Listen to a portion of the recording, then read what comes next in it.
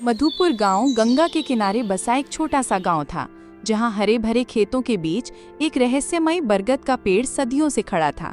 उसकी विशाल जड़ें किसी प्राचीन सर्प की तरह जमीन में गहराई तक फैली हुई थीं और उसकी मोटी घुमावदार शाखाएं आसमान को छू रही थीं, जैसे वे ब्रह्मांड के अनगिनत रहस्यों को अपने भीतर समेटे हुए हों।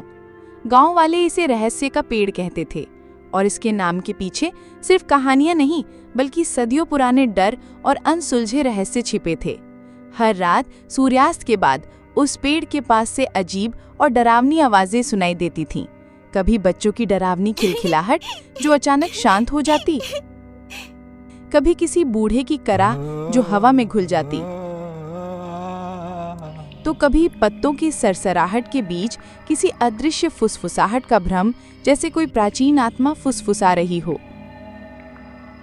कुछ का मानना था कि पेड़ के नीचे प्राचीन काल का एक अतुलनीय खजाना छिपा है, जिसे सिर्फ भाग्यशाली और पवित्र हृदय वाले ही पा सकते हैं, जबकि कुछ का मानना था कि वहां बुरी आत्माएं और भटकती प्रेतात्माएं वास करती हैं, जो किसी भी राहगीर को अपने मायावी जाल में फंसाकर हमेशा के लिए कैद कर सकती हैं। इसी गहरे डर के कारण सूर्यास्त के बाद कोई भी उस पेड़ के पास जाने की हिम्मत नहीं करता था और दिन में भी लोग एक निश्चित दूरी बनाए रखते थे, जैसे पेड़ के चारों ओर एक अदृश्य अभेद्य घेरा हो। इसी गांव में रहता था रामू, एक गरीब किसान। उसकी छोटी सी झोपड़ी थी, जिसकी टूटी हुई छत बारिश में टपकती थी और जिसकी दीवारें मिट्टी और गोबर से बनी थीं। वो अपने सूखे खेतों में दिन रात एक कर मेहनत करता था। सुबह सूरज उगने से पहले उठकर और रात ढलने के बाद थककर सोता था। लेकिन प्रकृति के क्रूर मार और भाग्य की निरंतर परीक्षा ने उसे कभी चैन से नहीं जीने दिया। उसका एक दोस्त था, शेखर, जो हमेशा जल्दी अमीर बनने के सपने देखता था और अक्सर हवाई किले बनाता रहता था। उसकी बातों में अक्सर लालच की चमक और जल्दबाजी की धुन होती थी। वो हमेशा आसान रास्तों की तलाश में रहता था, भले ही उसके लिए दूसरों को नुकसान पहुंचाना पड़े। गांव में सूरज, एक लालची और क्रूर व्यापारी जिसका सूदखोरी का धंधा पूरे गांव में फैला था, भी रहता था। सूरज किसी भी कीमत पर लोगों की जमीनें हथियाने और उन्हें अपने अधीन रखने को तैयार रहता था। और फिर थी कलावती, एक बुजुर्ग रहस्यमयी महिला जो गांव के बाहर एक टूटे फूटे घर में रहती थी। उसके बारे में कहा जाता था कि उसे जड़ी बूटियों और प्राचीन विद्या का गहरा ज्ञान था और कुछ लोग उसे डायन भी कहते थे, जबकि कुछ उसे गांव की पुरानी कहानियों का जीवित संग्रह मानते थे। कलावती का घर गांव के बाहरी छोर पर था, जहां जंगली झाड़ियां और सन्नाटा पसरा रहता था। लोग उससे डरते भी थे, उसकी रहस्यमयी शक्तियों और उसकी अजीबोगरीब हरकतों के कारण, और ज़रूरत पड़ने पर उसके पास जाते भी थे अपनी समस्याओं का हल ढूंढने या भविष्य जानने के लिए। रामू की जिंदगी मुश्किलों से भरी थी। लगातार 2 साल से सूखे की चपेट में उसके खेत बंजर हो रहे थे। जमीन सूखकर दरारें पड़ने लगी थीं और वो सूरज का बड़ा कर्ज चुकाने में असमर्थ था। सूरज का कर्ज बढ़ता जा रहा था और उसकी आंखों में रामू की जमीन हथियाने की चमक साफ दिख रही थी, जैसे वो एक भूखा भेड़िया हो जो अपने शिकार का इंतजार कर रहा हो।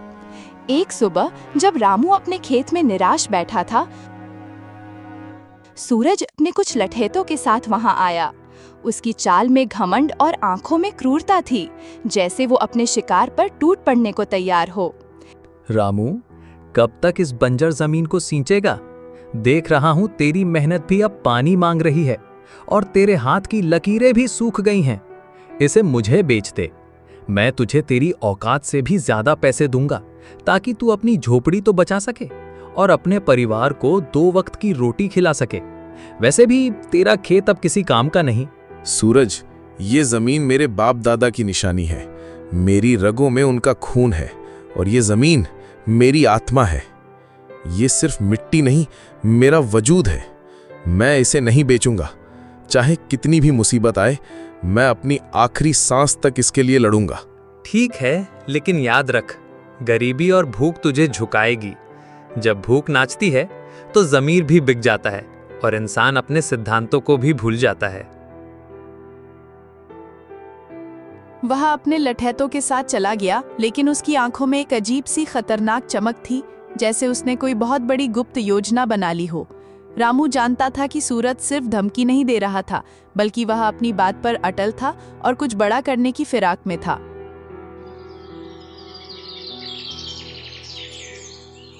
उसी शाम रामू अपने दोस्त शेखर से मिलने गया।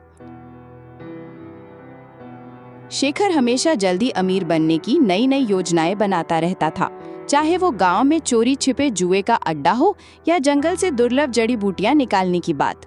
उसकी हर बात में एक छिपी हुई स्वार्थ की गंध होती थी और वो हमेशा दूसरों का फायदा उठाने के मौके तलाशता रहता था। रामू, सुना है ना, रहस्य के पेड़ के नीचे एक पुराना खजाना छिपा है। गांव वाले सदियों से यही कहते आए हैं और मुझे लगता है कि इस बार ये सच है। मुझे एक पुराना नक्शा मिला है जिस पर कुछ अजीब प्रतीक बने हैं। अगर हम उसे ढूंढ लें तो सारी गरीबी खत्म, हम राजाओं की तरह रहेंगे। तू अपने खेत को सोने से पाट सकेगा और मैं एक बड़ा महल बनाऊंगा जिसे देखकर दुनिया हैरान रह जाएगी। शेखर, ये सब गांव वालों की बनाई कहानियां हैं, सिर्फ डरने के लिए। कौन सा खजाना? और उस पेड़ के पास तो भूत प्रेत का डर है। तूने खुद कितनी कहानियां सुनी हैं? उस पेड़ के बारे में हर कहानी खून और शाप की बात करती है। डरने की क्या बात, अंधविश्वास है सब। डरपोक लोग ही कहानियां गढ़ती हैं। हम दोनों मिलकर जांच करेंगे, पूरी रात वहीं रुकेंगे। अगर खजाना मिला तो आधा आधा बांट लेंगे, दोस्ती में कोई कमी नहीं। शेखर की बातों में रामू को हमेशा से थोड़ी चालाकी दिखती थी, लेकिन इस बार उसकी उत्सुकता कुछ ज्यादा ही थी। उसकी आवाज में एक अजीब सी जल्दबाजी थी, जैसे वो कोई मौका हाथ से जाने नहीं देना चाहता था। रामू ने शेखर की बात को मजाक में डाल दिया, लेकिन उसके मन में एक सवाल कौंध गया। क्या वाकई उस पेड़ में कोई रहस्य था और शेखर की इतनी उत्सुकता के पीछे सिर्फ दोस्ती थी या कुछ और? क्या उसने सूरज की योजना के बारे में कुछ सुन लिया था या उसके पास वाकई कोई नक्शा था? शेखर के पास कौन सा नक्शा था? क्या वो वाकई रामू का दोस्त था या उसकी अपनी कोई छिपी मंशा थी जिसे वो दोस्ती की आड़ में पूरा करना चाहता था? सूरज की चाल क्या थी? क्या वो सिर्फ जमीन चाहता था या खजाने के बारे में भी उसे कुछ पता था?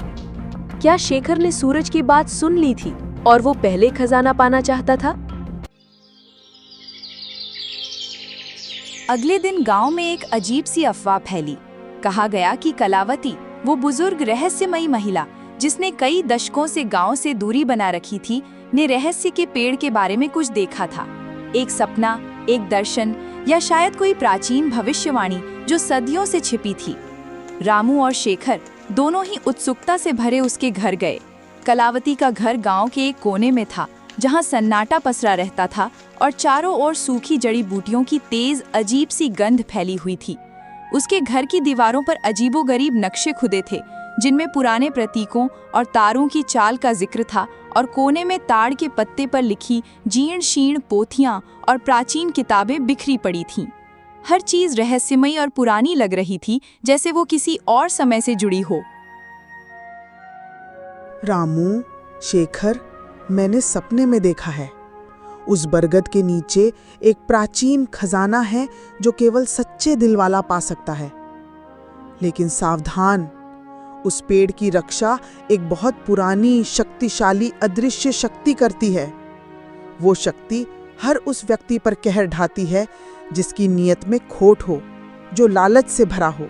उसके लिए पेड़ एक भयानक जाल बन जाता है जहां से कोई वापस नहीं लौटता। कलावती माँ, हमें वो खजाना चाहिए। बताओ क्या करना होगा? हम कुछ भी करेंगे। मैं अपनी जान भी दांव पर लगाने को तैयार हूँ। मुझे वो नक्शा मिला है, क्या वो सच है? कलावती ने एक पुरानी जीर्ण शीर्ण किताब निकाली, जिसके पन्ने पीले पड़ चुके थे और उन पर अजीब सी भाषा में कुछ लिखा था जिसे कोई नहीं पढ़ सकता था। इस किताब में लिखा है कि खजाने को पाने के लिए 3 चीजें चाहिए: साहस, विश्वास और बलिदान। लेकिन रास्ता धोखे और मायाजाल से भरा है। हर कदम पर परीक्षा होगी, हर मोड़ पर जाल बिछे होंगे जो तुम्हारी आत्मा को परखेंगे। उसने एक पन्ना दिखाया जिस पर एक जटिल प्रतीक बना हुआ था, जो शेखर के नक्शे पर बने प्रतीक जैसा ही था। ये प्रतीक हमें सही रास्ता दिखाएगा, लेकिन इसे समझना आसान नहीं। ये सिर्फ उन्हीं के लिए है जो इसे समझने के योग्य हैं। जो इस प्रतीक को समझेगा वही पहला कदम उठा पाएगा। उसने फिर वो पन्ना छिपा लिया। रामू को कलावती की बातों पर पूरी तरह यकीन नहीं हुआ। उसे लगा कि कलावती कोई खेल खेल रही है या उसे भ्रमित कर रही है। उसने पूछा, कलावती माँ, तुम्हें ये सब कैसे पता? क्या तुम हमें बेवकूफ बना रही हो या तुम हमें अपने किसी जाल में फंसाना चाहती हो? ये सिर्फ कहानियां हैं या कुछ और? रामू, सच्चाई को जानने के लिए साहस चाहिए और मुझ पर विश्वास करने के लिए भी। अगर तुम तैयार हो और तुम्हारी नीयत साफ है तो आज रात हम पेड़ के पास जाएंगे।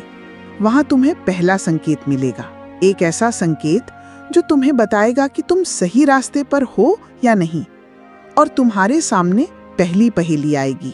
कलावती ने फिर से उस पन्ने पर हाथ रखा जिस पर प्रतीक बना था, और एक पल के लिए उसकी आंखों में एक अजीब सी चमक आई, जैसे वो कोई गहरा रहस्य छिपा रही हो या वो खुद उस रहस्य का हिस्सा हो। रामू को लगा कि उसने कुछ और भी छिपाया है, कुछ ऐसा जो इस कहानी को पूरी तरह बदल सकता है। क्या कलावती शेखर के नक्शे के बारे में जानती थी? कलावती की बातों में कितनी सच्चाई थी? क्या वो वाकई खजाना ढूंढने में मदद करना चाहती थी या उसका कोई और मकसद था? क्या वो कोई रहस्य छिपा रही थी, और अगर हाँ तो क्यों?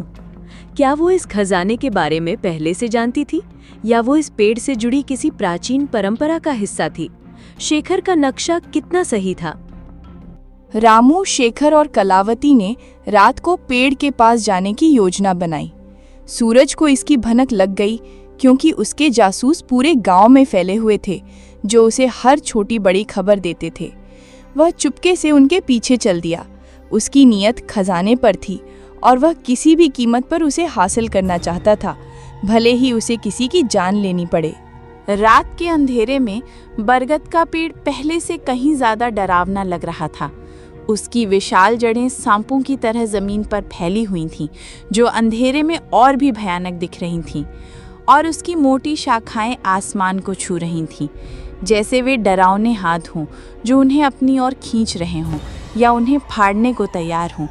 हवा में साई साई की एक अजीब सी आवाज़ थी, जैसे पेड़ खुद कोई रहस्य फुसफुसा रहा हो या किसी अदृश्य आत्मा की कराह हो, और पेड़ की शाखाएं मानो जीवित होकर हिल रही थीं, जैसे वे उन्हें अंदर आने से रोकना चाहती हों या उन्हें चेतावनी दे रही हों। रामू का दिल जोर जोर से धड़क रहा था।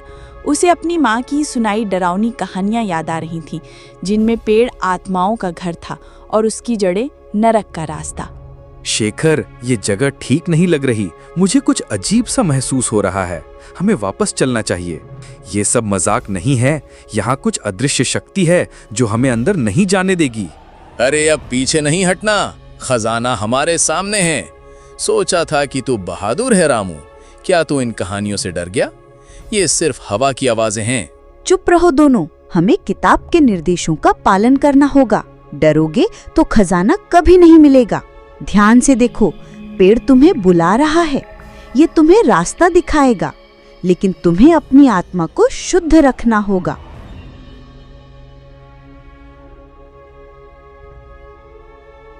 कलावती ने अपनी जीर्ण शीर्ण किताब खोली और एक पुराना जटिल मंत्र पढ़ा, जिसकी भाषा किसी को समझ नहीं आ रही थी, लेकिन उसकी गूंज दिल को कंपा रही थी। मंत्र खत्म होते ही अचानक पेड़ की जड़ों के पास जमीन हिलने लगी, जैसे नीचे कुछ हलचल हो रही हो, और मिट्टी ऊपर उठने लगी एक अजीब सी रोशनी के साथ। एक पुराना जंग लगा ताला दिखाई दिया जो जमीन में धंसा हुआ था और अजीब प्रतीकों से सजा था, जो अंधेरे में चमक रहे थे जैसे वे जीवित हों। देखा रामू, मैंने कहा था ना, खजाना यही है। हम अमीर बनने वाले हैं। हम सब मुसीबतों से बाहर निकल जाएंगे। अब बस इसे खोलना है। इस ताले को खोलने के लिए 3 चीजें चाहिए, एक साहसी का खून, एक विश्वासी का आंसू और एक बलिदान। ये तीनों चीजें एक साथ पवित्र भावना से अर्पित की जानी चाहिए।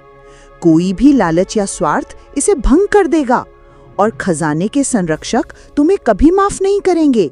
रामू ने साहस दिखाते हुए अपना हाथ काटा और खून की कुछ बूंदें ताले पर डाली। ताला हल्का सा चमक उठा और उस पर बने प्रतीक तेजी से जलने लगे, जैसे वे आग पकड़ रहे हों। शेखर ने अपनी माँ की याद में आंसू बहाए और ताले पर डाले। आंसू गिरते ही ताले से एक धीमी रहस्यमयी गूंज सुनाई दी, जैसे पेड़ खुद बोल रहा हो या कोई अदृश्य शक्ति जगा हो। लेकिन बलिदान का मतलब क्या था? कलावती ने अभी तक कोई संकेत नहीं दिया था। बलिदान का मतलब है कि तुम में से कोई अपनी सबसे कीमती चीज यहाँ छोड़ देगा। ये त्याग की निशानी होगी जो खजाने के देवता को संतुष्ट करेगी और तुम्हें उसकी कृपा मिलेगी।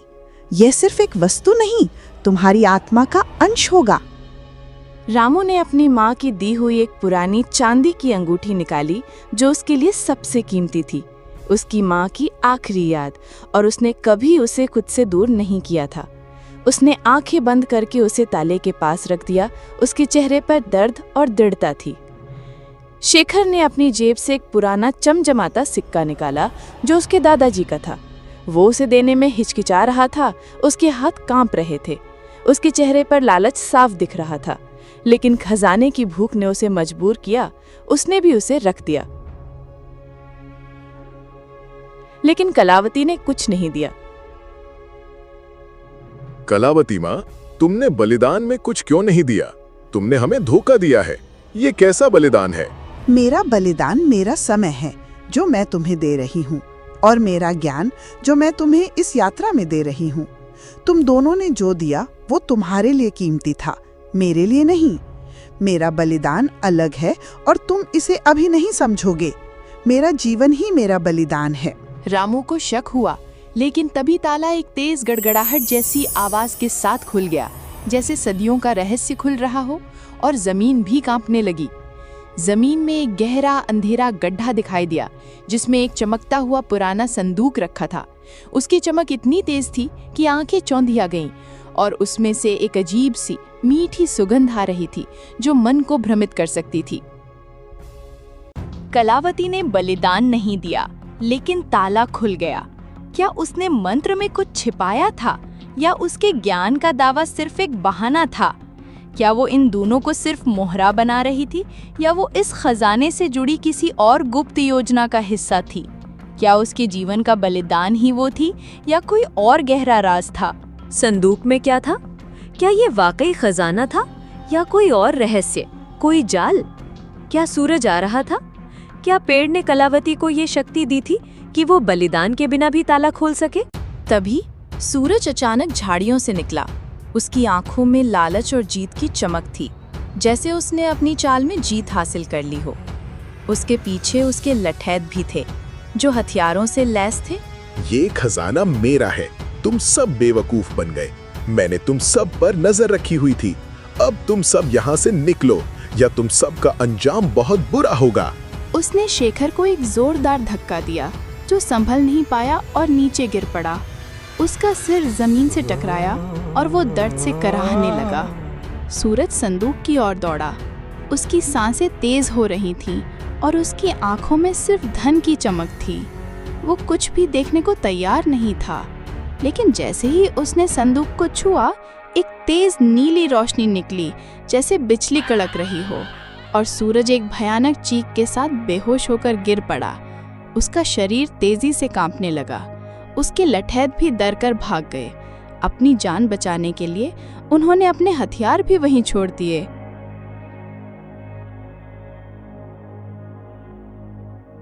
ये क्या हुआ? ये संदूक तो शापित है। ये तो भूत प्रेतों का काम है। हमें यहाँ से भागना चाहिए, नहीं तो हम भी यहीं फंस जाएंगे। मैंने कहा था ना, खजाना केवल सच्चे दिल वाला पा सकता है। सूरज का लालच उसे ले डूबा। ये सिर्फ एक चेतावनी थी जो सच्चे खजाने की ओर इशारा कर रही थी। ये संदूक केवल अयोग्य लोगों को दूर रखता है और उन्हें सबक सिखाता है। रामू ने संदूक को छूने की कोशिश की, लेकिन कलावती ने उसे रोका। रुको रामू, ये संदूक असली खजाना नहीं है। ये सिर्फ एक रक्षक है जो अयोग्य लोगों को दूर रखता है। असली खजाना पेड़ की जड़ों में और भी गहराई में छिपा है। हमें एक और परीक्षा देनी होगी, एक ऐसी परीक्षा जो तुम्हारी आत्मा की गहराई को परख लेगी और तुम्हें अपने सबसे गहरे डर का सामना करना होगा। सूरज ने चुपके से पीछा किया और खजाने पर कब्जा करने की कोशिश की, लेकिन वह खुद धोखे का शिकार हो गया। यह संदूक सिर्फ एक जाल था, एक परीक्षण जो लालचियों को दूर रखता था और उन्हें एक गहरा सबक सिखाता था। असली खजाना क्या था? कलावती को ये सब कैसे पता था? क्या वो पेड़ की रक्षा करने वाली शक्ति का हिस्सा थी या वो खुद कोई गुप्त ज्ञान रखती थी? अगला परीक्षण क्या था और क्या रामू उसे पास कर पाएगा? क्या उस संदूक में कोई और रहस्य छिपा था? कलावती ने अपनी जीर्ण शीर्ण किताब से एक और मंत्र पढ़ा जो पहले वाले से भी ज्यादा जटिल और पुराना था, और उसकी आवाज में एक अजीब सी गूंज थी। मंत्र खत्म होते ही पेड़ की जड़ों से एक छोटा सा चमकीला पौधा निकला जिसके फूल सुनहरे थे और उनसे एक दिव्य मनमोहक सुगंध आ रही थी जो मन को शांत कर रही थी। ये फूल सामान्य फूलों से बिल्कुल अलग थे। वे हवा में तैर रहे थे जैसे वे इस दुनिया के न हों, और उनकी चमक अंधेरे में रास्ता दिखा रही थी जैसे वे स्वयं प्रकाश हों। ये फूल अमर हैं। इन्हें बेचकर तुम अपनी गरीबी खत्म कर सकते हो, लेकिन केवल वही इन्हें ले सकता है जिसका दिल साफ हो और जिसमें कोई लालच ना हो। जो इन्हें लालच से छुएगा वो इन्हें खो देगा और उसे कभी सुख नहीं मिलेगा, बल्कि उसे भयानक परिणाम भुगतने पड़ेंगे। रामू ने एक फूल उठाया और उसे शांति और खुशी महसूस हुई। फूल उसके हाथ में चमकने लगा और उसकी चमक रामू के चेहरे पर एक अजीब सी रोशनी ला रही थी, जैसे वह स्वयं प्रकाशित हो गया हो। शेखर ने भी एक फूल लिया, लेकिन उसका फूल उसके हाथ में आते ही मुरझा गया और फिर धूल में बदल गया।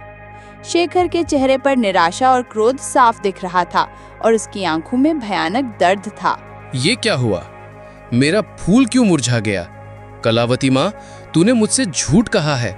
तू हमें बेवकूफ बना रही है। लालच और धोखा तुम्हें कभी सुख नहीं देगा शेखर। ये फूल केवल उन्हीं के लिए हैं जो निस्वार्थ हैं और जिनकी आत्मा शुद्ध है। तुम्हारी आत्मा में लालच भरा है, इसलिए ये फूल तुम्हें स्वीकार नहीं करते, बल्कि तुम्हें अस्वीकार करते हैं। कलावती माँ, तुम्हें ये सब कैसे पता? और तुमने बलिदान क्यों नहीं दिया? तुम कौन हो? क्या तुम इस पेड़ की रखवाली करती हो? रामू, मैंने तुम्हें रास्ता दिखाया। मेरा बलिदान मेरी सच्चाई थी। मेरा विश्वास था कि तुम इसे ढूंढ सकते हो, और तुम में वो सच्चाई थी। मैं इस पेड़ की संरक्षक नहीं हूँ, लेकिन मैं उन प्राचीन ज्ञान की रखवाली करती हूँ जो इस खजाने तक पहुँचाते हैं। मेरे पूर्वज इस पेड़ और इसके रहस्य के बारे में जानते थे, और उन्होंने ये ज्ञान पीढ़ी दर पीढ़ी सौंपा है। मैं इस ज्ञान की अंतिम कड़ी हूँ। उसकी आंखों में एक चमक थी, जैसे वो कुछ और भी छिपा रही हो, कोई गहरा रहस्य जो रामू अभी नहीं समझ सकता था, लेकिन जिसे जानने का समय आ गया था। कलावती ने असली खजाने का रहस्य पहले ही जान लिया था, लेकिन उसने रामू और शेखर को सिर्फ आधा सच बताया। क्या वो अपनी पहचान छिपा रही थी? क्या वो इस ज्ञान का उपयोग किसी और उद्देश्य के लिए कर रही थी? या वो इस खजाने से जुड़ी किसी और बड़ी शक्ति का हिस्सा थी? क्या वो कोई प्राचीन रहस्यमयी समाज से संबंध रखती थी जिसकी जिम्मेदारी इस खजाने की रक्षा करना थी? शेखर को गुस्सा आ गया। उसने सोचा कि कलावती उसे बेवकूफ बना रही है और वह अकेला ही सारे फूल हड़पना चाहती है। उसने रामू से कहा, रामू, ये कलावती माँ हमें बेवकूफ बना रही है। सारा खजाना वो खुद लेना चाहती है। ये सब उसका नाटक है। हमें यहाँ से भागना चाहिए। शेखर ने कलावती पर हमला करने की कोशिश की। उसकी आंखों में गुस्सा और लालच साफ दिख रहा था। वो तलवार की तरह कलावती की ओर लपका, लेकिन तभी पेड़ की शाखाएं तेजी से हिलने लगी और एक अजीब सी डरावनी आवाज गूंजी, जैसे पेड़ खुद बोल रहा हो या किसी अदृश्य शक्ति ने आवाज दी हो जो शेखर को चेतावनी दे रही थी। शेखर डर के मारे पीछे हट गया।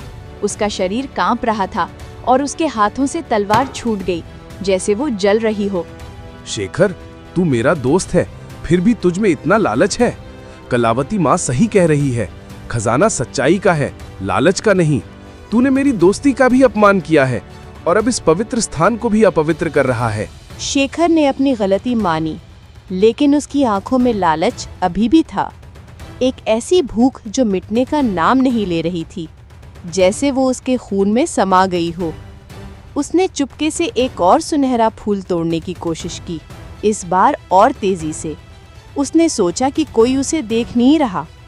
उसने फूल तोड़ लिया और भागने की कोशिश की, लेकिन जैसे ही वो गांव की ओर भागा, फूल उसके हाथ में जलने लगा और फिर राख में बदल गया। एक अजीब सी ऊर्जा ने उसे पीछे धकेला और वो जमीन पर गिर पड़ा।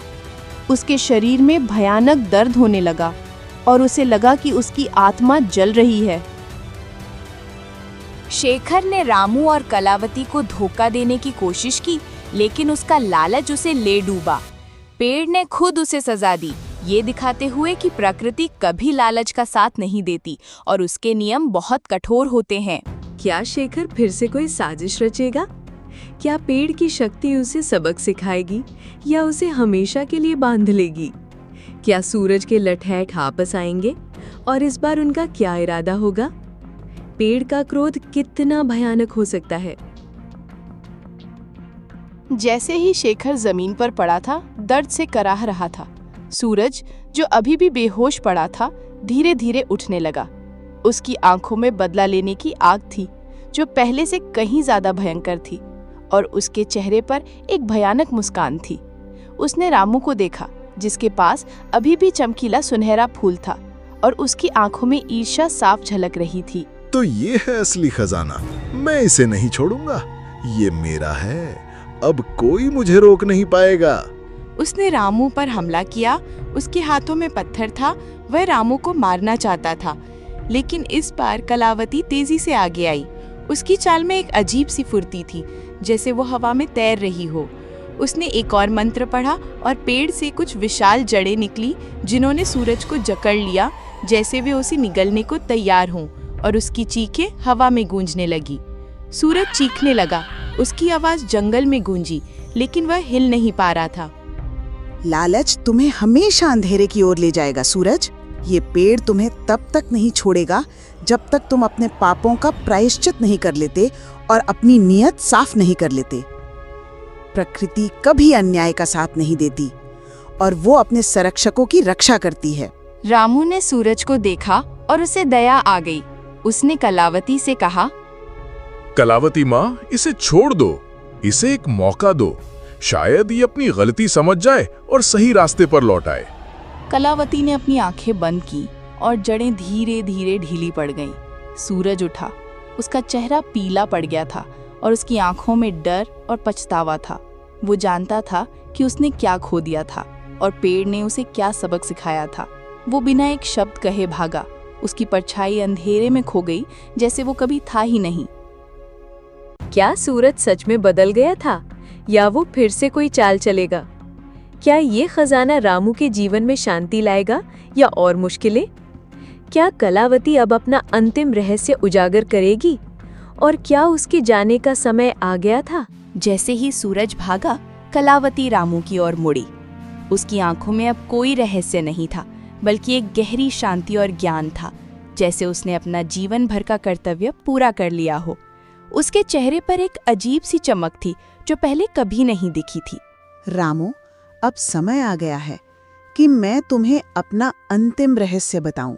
मैं सिर्फ एक जड़ी बूटी बेचने वाली रहस्यमयी बुजुर्ग महिला नहीं हूं। मैं इस बरगद के पेड़ के प्राचीन संरक्षकों में से एक हूं। मेरे पूर्वज सदियों से इस खजाने और इसकी शक्ति की रक्षा करते आए हैं। ये खजाना सिर्फ भौतिक धन नहीं है, बल्कि ये जीवन का संतुलन है, प्रकृति की शक्ति का प्रतीक। ये सुनहरे फूल सिर्फ धन नहीं देते, बल्कि ये शुद्ध ऊर्जा हैं, जो धरती को उर्वर बनाती हैं और दिलों को शुद्ध करती हैं। ये पेड़ सिर्फ एक पेड़ नहीं, बल्कि प्रकृति की आत्मा है, और इसका खजाना उसकी जीवनदायिनी शक्ति। तो तुम पहले से ये सब जानती थी और तुम यहाँ क्यों रुकी थी? हाँ रामू, मैंने तुम्हें और शेखर को इसलिए लाया क्योंकि मैं जानना चाहती थी कि तुम में से कौन सच्चा है और कौन इस खजाने का हकदार है। शेखर के लालच ने उसे भटका दिया और उसे अपनी गलतियों से सीखना होगा। सूरज की क्रूरता ने उसे दूर कर दिया, लेकिन उसे भी सबक मिल गया। लेकिन तुमने अपनी सच्चाई, दया और निस्वार्थ भाव से खुद को साबित किया। तुम ही इस खजाने के वास्तविक उत्तराधिकारी हो। उसने एक और फूल रामू को दिया। ये फूल अनंत हैं, जब तक इनका उपयोग अच्छे के लिए किया जाएगा। जब तुम इन्हें बेचोगे तो ये तुम्हारी गरीबी दूर करेंगे, लेकिन इनका असली मूल्य तुम्हारी मेहनत और ईमानदारी से बढ़ेगा और ये तुम्हारी आत्मा को और भी शुद्ध करेंगे। कलावती ने अपनी आंखों में एक अजीब सी चमक के साथ कहा, मेरा बलिदान रामू इस खजाने के रहस्य को इतने सालों तक अपने भीतर छिपाए रखना था। मेरी जिम्मेदारी थी कि मैं सही व्यक्ति को ये रास्ता दिखाऊं और इस प्राचीन ज्ञान को आगे बढ़ाऊं। अब मेरी जिम्मेदारी पूरी हुई। इस पेड़ की शक्ति और इसका ज्ञान अब तुम्हारे साथ रहेगा। कलावती का शरीर धीरे धीरे पारदर्शी होने लगा और फिर वो हवा में घुल गई, जैसे वो कभी वहां थी ही नहीं, या जैसे वो किसी और रोग से आई थी और अब अपनी असली घर लौट रही थी। उसकी आवाज रामू के कानों में गूंजती रही। रामू अकेला रह गया। उसके हाथ में सुनहरे फूल थे और उसके मन में एक गहरा रहस्य और एक नई जिम्मेदारी। उसने महसूस किया कि कलावती सिर्फ एक बुजुर्ग महिला नहीं थी, बल्कि वह प्रकृति का ही एक अंश थी, या कोई प्राचीन आत्मा जो इस खजाने की रक्षा कर रही थी।